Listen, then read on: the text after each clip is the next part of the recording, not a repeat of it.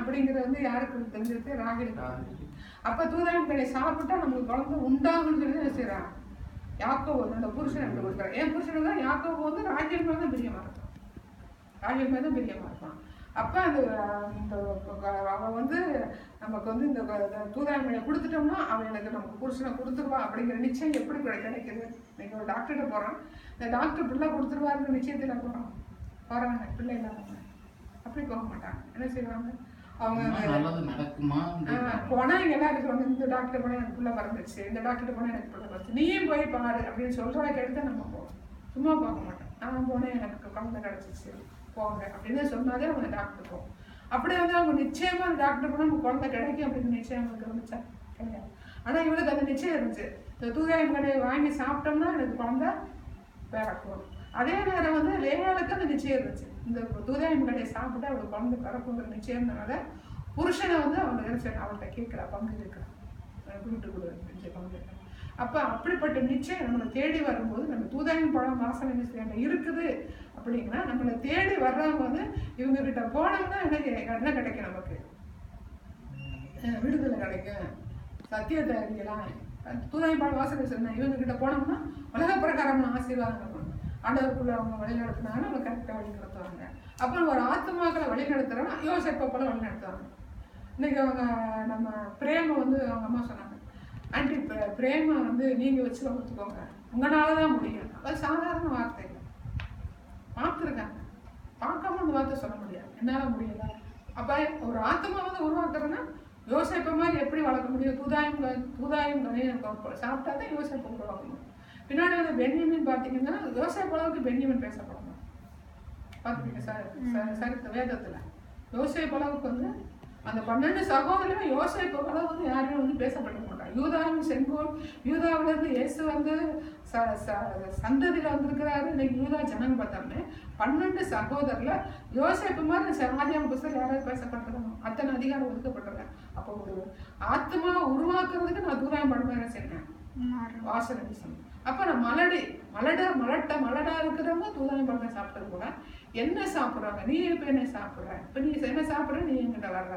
அப்ப நீ என்கிட்ட வரும்போது நான் மலடாக்க கூடாது, இந்த வார்த்தைகளும் மலடா போயிடக்கூடாது. இப்ப நான் உனக்கு சொல்ற எல்லா வார்த்தைகளும் வந்து மலடா போயிடக்கூடாது. நான் பிரயாசப்படுறேன்.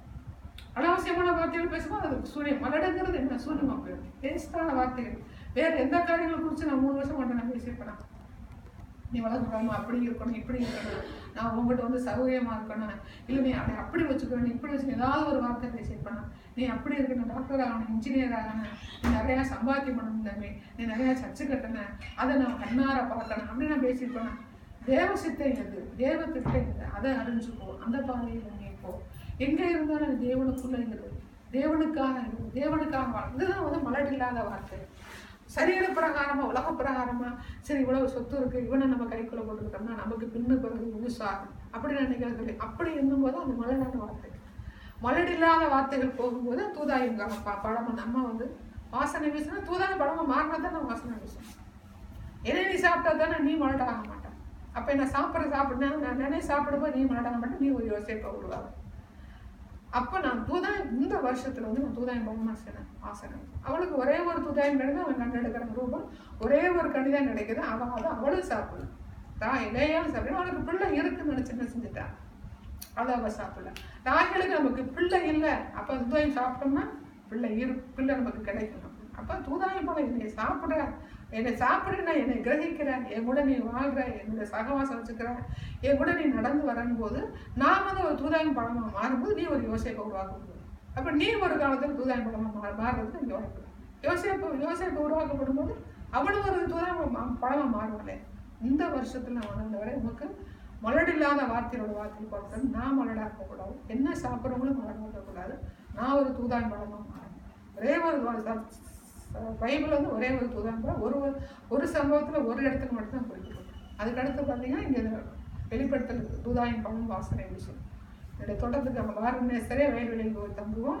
நீங்க வாங்க, பழசு புதுசு நிறைய அப்படி போனால் நிறைய காரியங்கள் இருக்குது, நிறைய போகலாம்.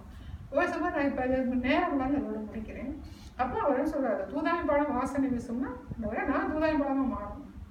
நான் யோசிப்பை செய்யணும், உருவாக்கப்படுறதுக்கு நான் மலடாகாதபடி, என்னோட வார்த்தைகள் மலடாகாதபடி, என்கிட்ட வாரவங்களும் வந்து சூழியமா போகாதபடிக்கு அவங்களும் செழுமையான ஆட்டு மக்களை போல மாறுறதுக்கு இந்த வருஷத்துல வந்து ஆண்டவர் இது கடந்து போன வருஷம் போகும் வர்ற காலங்கள் வந்து தூதாயம் பழமா வாசனை வீசணும் அப்படின்னு தீர்மானம்.